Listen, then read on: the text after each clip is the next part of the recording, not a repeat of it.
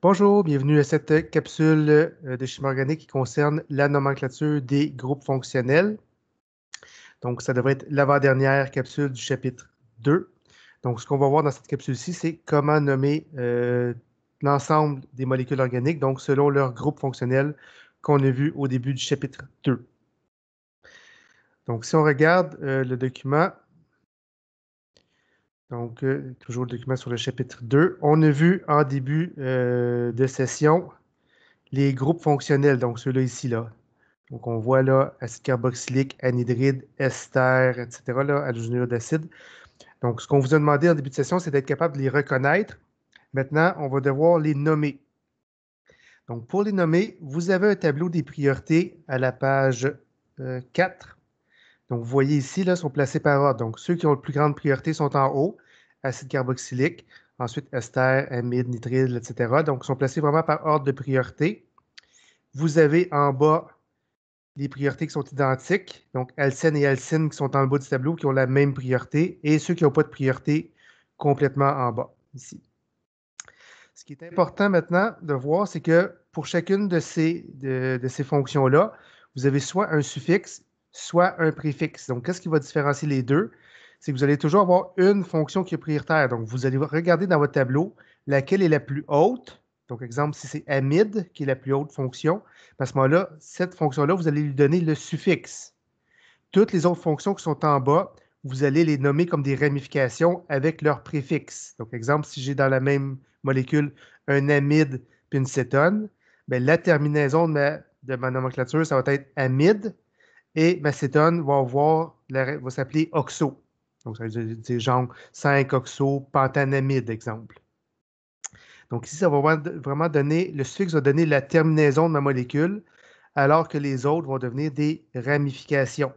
Donc, il y a toujours au moins une fonction prioritaire dans votre molécule. Donc, c'est elle que vous devez chercher en premier. Toutes les autres vont devenir des ramifications. Donc, on va aller voir mon PowerPoint.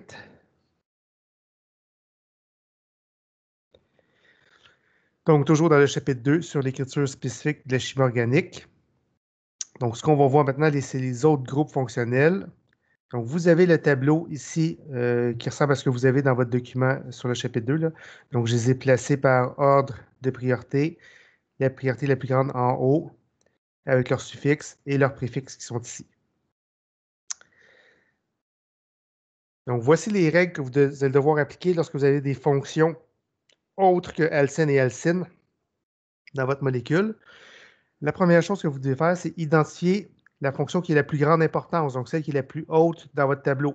Donc, c'est elle qui va vous dicter le nom de votre molécule. Donc, c'est la fonction prioritaire.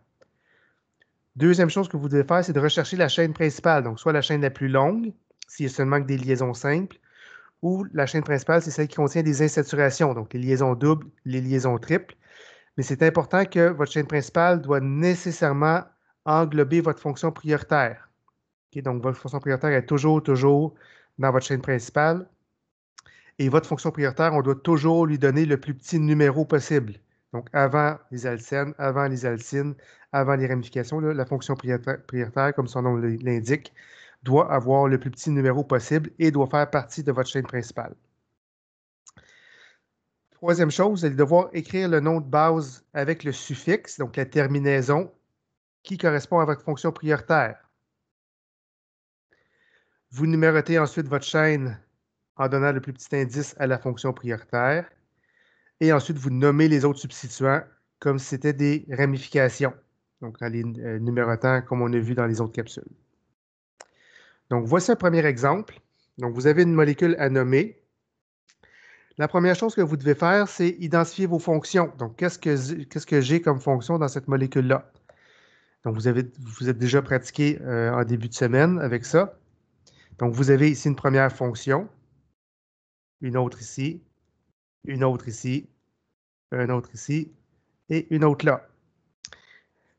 Maintenant, il faut être capable de les identifier. Donc, la première fonction, on voit que c'est R, donc une chaîne de carbone, c'est R qui vient après. Donc, RCOR, c'est ce qu'on appelle une cétone.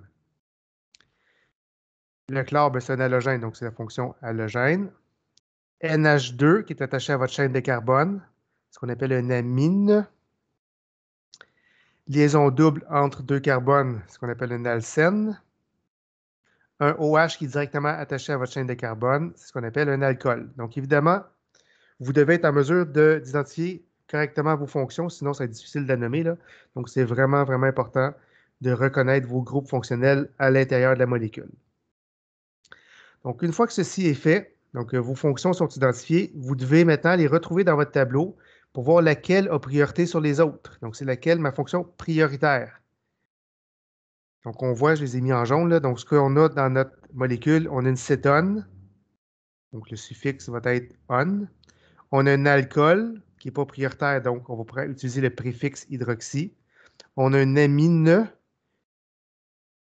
donc on va utiliser le préfixe amino.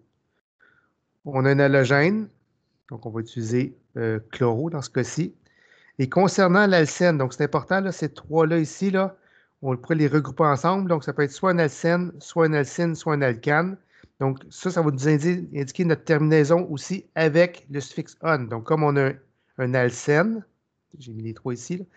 Donc comme j'ai un alcène avec ma fonction prioritaire qui est on, bien, ma terminaison, ça va être n on. Si ça avait été un alcyne, mais ça aurait été in on. Si j'avais alcène, alcyne et cétone, bien, ça aurait été n-in-non. Okay, donc, vous voyez l'idée, là. Il y a juste alcane qui est tout seul. On ne dit pas anen. Donc, alcane, il est soit tout seul, donc juste des liaisons simples. Aussitôt que vous avez au moins une liaison double, on passe tout de suite à n ou à in si vous avez une liaison triple, ou les deux ensemble, n-in si vous avez les deux. Donc, vous avez toujours, exemple, anon, enon ou inon ou eninon. Donc, il faut une de ces trois terminaisons-là, n, in, an, avec votre fonction prioritaire dont on utilise le suffixe.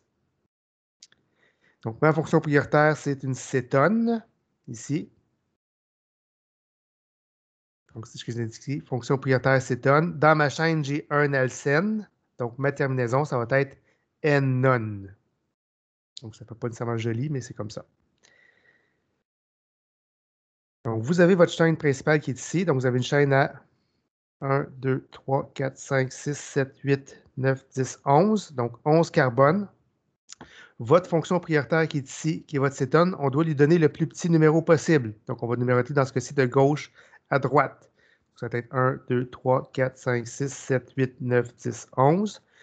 Et les autres, ce que j'ai mis en bleu, vont être des ramifications. Donc, on va utiliser le préfixe dans notre tableau.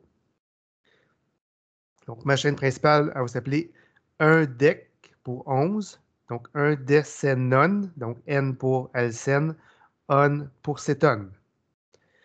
Maintenant, on doit identifier la numérotation. Donc, où est-ce qu'ils sont placés mon alcène et ma cétone? Donc, mon alcène est en position 7. 1, 2, 3, 4, 5, 6, 7, ici. Et ma cétone est en position 3. Donc, ma chaîne principale s'appelle 1-des-7-N-3-on. Maintenant, ensuite, on va nommer les ramifications. Donc, la fonction amine, lorsque c'est une ramification, on l'appelle amino. Donc, vous allez voir dans votre tableau le préfixe. Ici, c'est chloro. Ici, on se rappelle que c'est une chaîne de 2 carbones en ramification, donc ça va être éthyle. Et la fonction alcool, lorsque c'est une ramification, allez voir dans votre tableau le préfixe qu'on utilise, c'est le préfixe hydroxy. Donc, lorsqu'on va la nommer, maintenant, on va replacer ça en ordre alphabétique, donc A, C, E, H, en identifiant leur numérotation. Donc, mon A est en position 1, 2, 3, 4, mon chloro en 5, mon éthyle en 1, 2, 3, 4, 5, 6, 7, 8, et mon hydroxy en position 9. Donc, cette molécule-là, donc on voit le nom de la chaîne principale qui est ici, là, 1-dec-7-N3-on qu'on a vu tantôt. Et les autres, on les met au début de la molécule en ramification. Donc, 4 selon l'ordre alphabétique. 4 amino, 5 chloro, 8 éthyle, 9 hydroxy, 1-dec-7-N3-on. Donc, évidemment, ça ne fait pas un très joli nom. C'est pour ça que lorsqu'on a des grosses molécules, là, on leur donne un nom commercial du genre aspirine ou Tylenol. C'est plus joli que ce nom-là ici. Mais il y a quand même une nomenclature systématique que vous devez connaître. Donc, je répète les étapes, là. trouvez toutes les fonctions, identifiez votre fonction principale, nommez votre chaîne en fonction de la fonction principale en lui donnant le suffixe. Vous identifiez si dans votre chaîne vous avez des alcènes ou des alcynes, sinon ça va être Anne. Et tous les autres groupes, on les met en ramification au début de la molécule. Deuxième exemple. Donc, vous avez une molécule à nommer. Donc, première chose à faire, identifiez vos fonctions.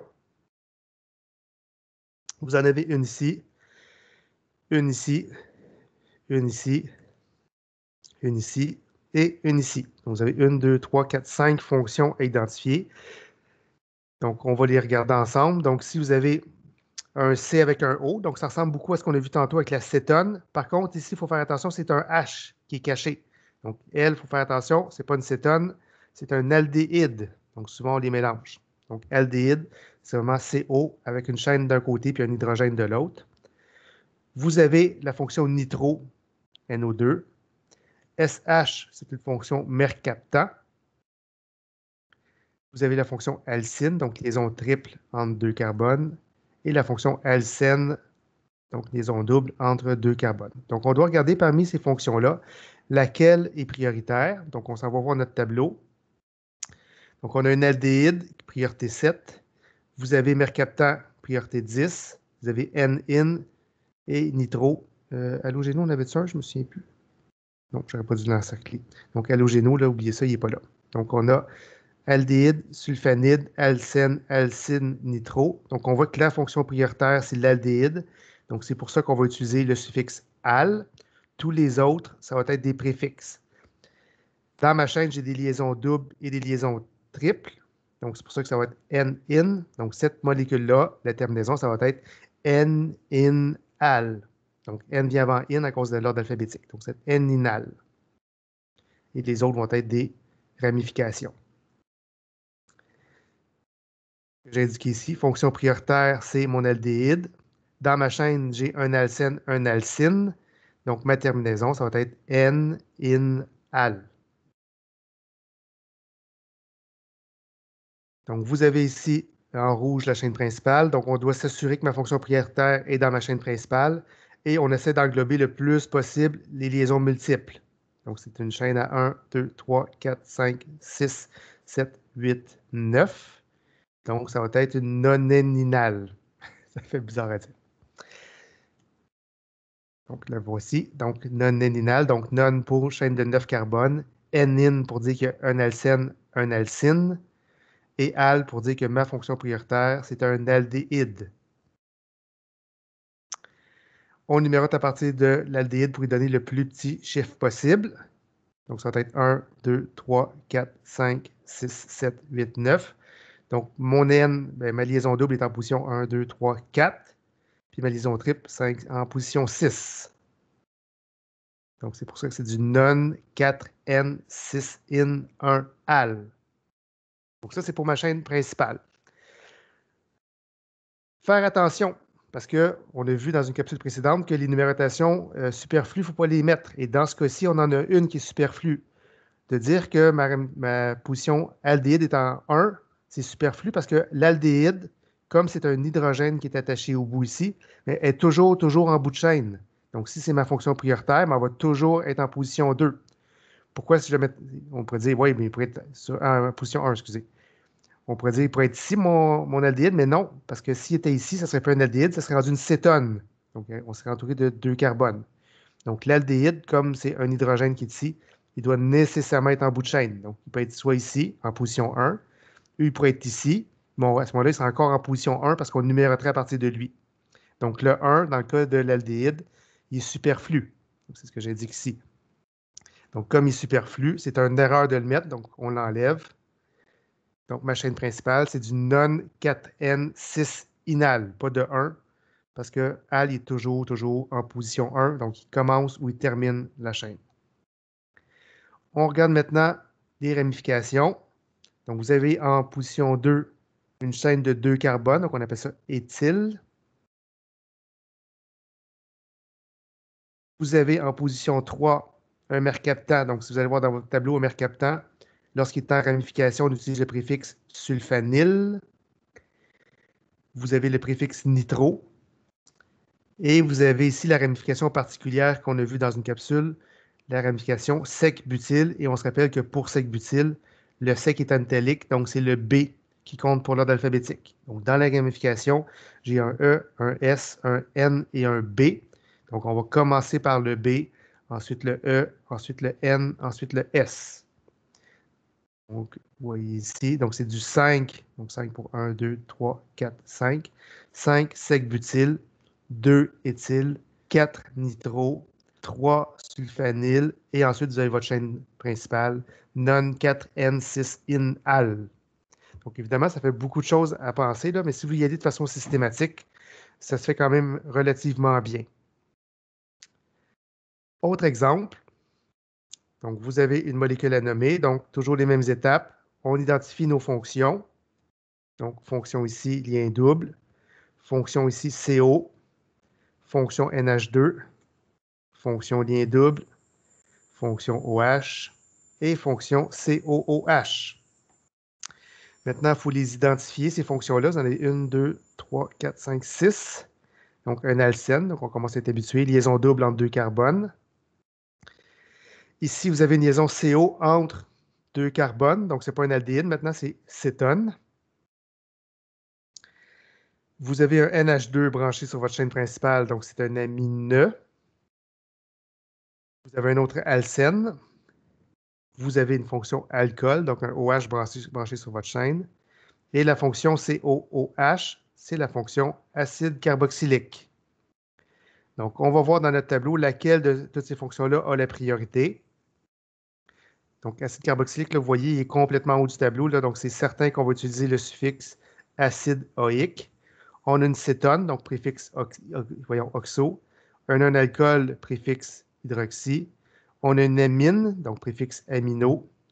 Et parmi les trois, alcène, alcène, alcane, ben, j'ai un alcène, donc ça va être N-oïque. Donc, c'est un acide N-oïque qu'on va avoir.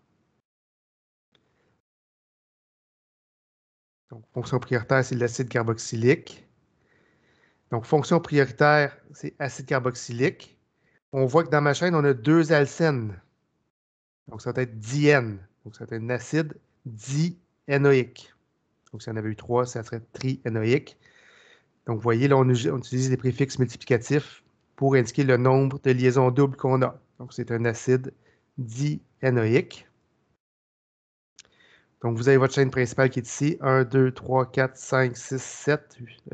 Ça, c'est pas le carbone. Donc, j'ai 1, 2, 3, 4, 5, 6, 7. Donc, 7 carbones. On va numéroter à partir de la fonction prioritaire qui est ici. Donc, c'est un acide hepta pour 7. Diène pour dire qu'il y a 2 alcènes. Oïque pour dire que ma fonction prioritaire, c'est un acide carboxylique. Donc, c'est la chaîne principale, c'est acide heptadiénoïque. On doit indiquer où est-ce qu'ils sont mes liaisons doubles et mon acide carboxylique. Donc, liaison double, si ma fonction prioritaire est ici, on numérote à partir de là. 1, 2, 3, 4, 5, 6. Donc, c'est de l'acide hepta-3,6-diénoïque, diène 1-oïque. Encore une fois, l'acide, il est en bout de chaîne. Il ne peut pas être dans le milieu parce qu'il n'y a plus de carbone qui suit après. Donc, c'est un COOH. Donc, le 1 ici est encore superflu parce que mon acide carboxylique, il est toujours en position 1. Donc, si j'avais mis de l'autre côté, mais j'aurais numéroté à partir de la gauche. Donc, il ne peut pas être ailleurs qu'en position 1. Donc, le 1, il est superflu. On doit l'enlever. Donc, ma chaîne principale, on va plutôt l'appeler l'acide hepta-3,6-diénoïque. On doit maintenant identifier les ramifications. Donc, la fonction cétone, lorsqu'il est en ramification, on l'appelle oxo. L'amine, on l'appelle amino. L'alcool, on l'appelle hydroxy. Et ici, le benzène, donc le 6 à 6 avec des liaisons doubles en alternance, on a vu que c'est une ramification particulière qu'on appelle phényl.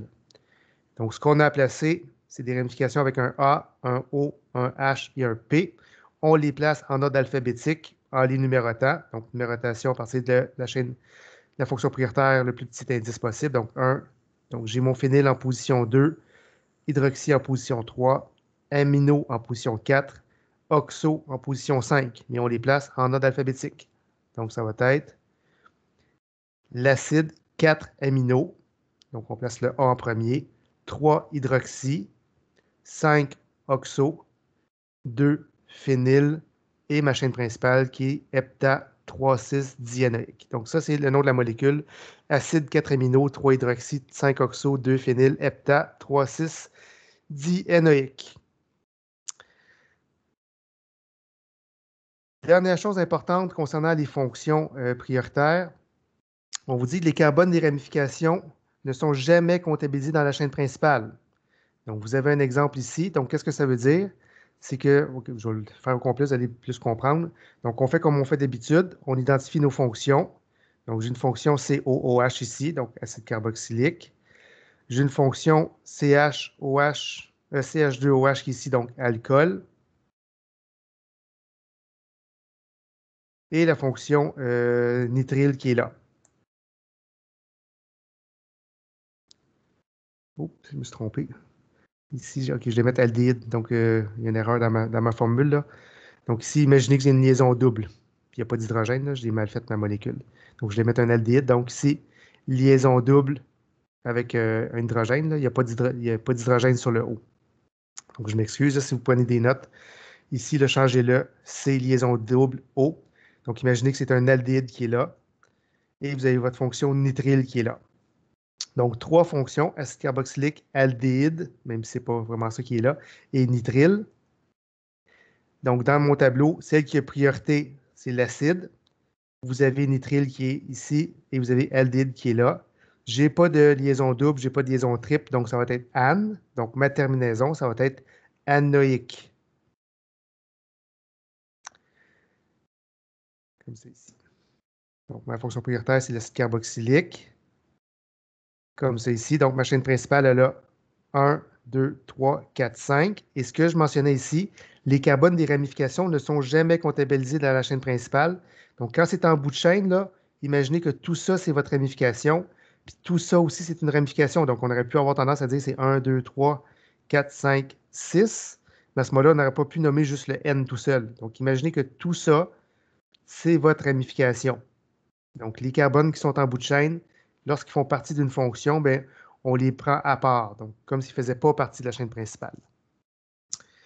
Donc, la chaîne principale, c'est de l'acide pentanoïque, donc pente pour 5. Je vais passer ma petite flèche. Donc, 1, 2, 3, 4, 5. An pour dire qu'il n'y a pas de liaison double, donc c'est seulement des liaisons simples. Et oïque pour dire que c'est un acide carboxylique. On ne met pas de 1, on l'a vu tantôt, parce que les acides carboxyliques sont toujours en bout de chaîne. On a maintenant les ramifications. Donc ça c'était un aldéhyde. Donc imaginez encore la liaison double avec le O. On appellerait ça formyle. Et cette ramification ici, on appelle ça cyano. Donc dans l'ordre alphabétique, C vient avant le F. Et on numérote en donnant le plus petit chiffre possible à la fonction prioritaire. Donc ça va être 1, 2, 3. Donc j'ai un formyle en 3, 4, 5 et cyano en 5. Donc, ça s'appelle de l'acide 5-cyano-3-formyle pentanoïque. On ne met pas de 1 à oïque parce qu'il est toujours en position 1 comme fonction. Donc, ça termine la capsule sur les groupes fonctionnels. Donc, je vous invite à pratiquer cette structure-là, donc cette méthode-là pour nommer les composés. On se revoit pour la dernière capsule de nomenclature qui concerne les éthers.